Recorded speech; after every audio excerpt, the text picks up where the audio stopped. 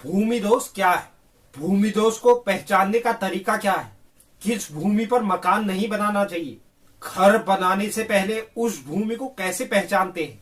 कैसी भूमि मानी जाती है अशुभ? इन सब विषयों पर हम इस वीडियो में चर्चा करेंगे।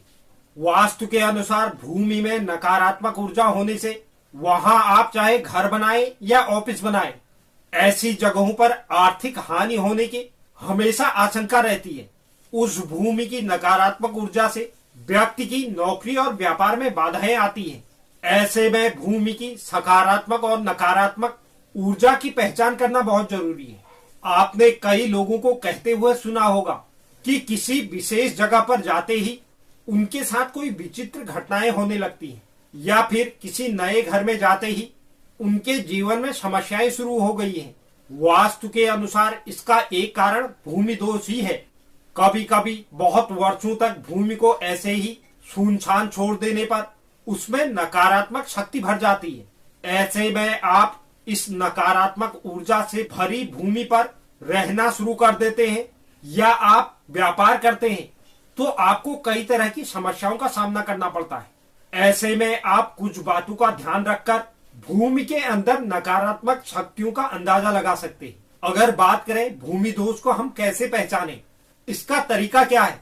इसलिए आप उस भूमि में एक गड्ढा खोदें और उसमें पानी भर दें और वहां से पूर्व दिशा की ओर 100 कदम चले। अगर गड्ढे का पानी पूरा है तो आप समझ जाइए कि भूमि बहुत ही अच्छी है। यदि आधा शेष है तो भूमि मध्यम फल देने वाली है, और अगर पानी पूरी तरह सूख गया है तो समझ जाइए कि यह भूमि उस व्यक्ति के लिए भाग्यशाली नहीं है। इसके अलावा मिट्टी के रंग से पहचाने, यह भी एक बहुत अच्छा तरीका है।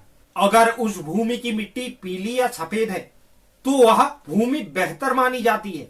वहीं भूमि की मिट्टी लाल वर्ण की है तो यह भूमि मध्यम है।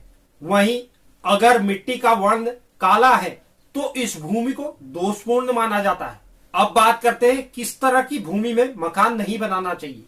अपना मकान या कार्यस्थल आप ऐसी जगह में न बनाएं और न ही ऐसी जगह में खरीदें जिसके उत्तर पूर्व दिशा में ऊंचे भवन या पर्वत अथवा पीपल का पेड़ हो। जिस भूखंड में आपको भवन बनाना है वहां कुछ दिनों के लिए गायों और बछड़ों को रखना चाहिए। उनके गोबर और मूत्र से वह जगह शुद्ध हो जाती है। वास्तु के अनुसार भूमि कितने ही दोषों से परिपूर्ण क्यों ना हो, लेकिन इनके प्रभाव से सभी दोष पूर्णतः समाप्त हो जाते हैं। इस भूमि पर निवास करने वाले जातक के धन, सुखों और सौभाग्य में दिन प्रतिदिन बढ़ोतरी होती रहती है। घर बनाने से पहले वहां की भूमि को आप कैसे पहचान सकते हैं, इस बात पर चर्चा करते हैं। भवन के लिए भूमि खरीदते समय ध्यान रखें कि उसके दक्षिण पश्चिम में गड्ढे, तालाब अथवा नदी आदि न हो। ऐसी जगह धनहानि का कारण बनती है। जिस भूमि में छोटे छोटे अनेक गड्ढे हों, वास्तु के अंदर वह भूमि भी अशुभ मानी जाती है। ऐसी भूमि जिस पर जल्दी अग्नि न जले या जलकर बुझ जाए, वह भूमि भी कभी फलदायी नहीं होती। जिस भूमि पर खड़े होने पर मन में बेचैनी हो या उद्विग्नता महसूस हो, वह भूमि भाग्य का नाश करने वाली होती है। कई बार भूखंड पर बहुत पुराने वृक्ष होते हैं। वास्तु के अनुसार ऐसा भूखंड भी निवास के लिए अयोग्य होता है। जिस भूमि में नींव खोदते समय स्वर्ण, चांदी, धन, रत्न या अन्य कोई रत्न प्राप्त हो, वह भूमि अत्यंत शुभ और श्रेष्ठ फल प्रदान करती है।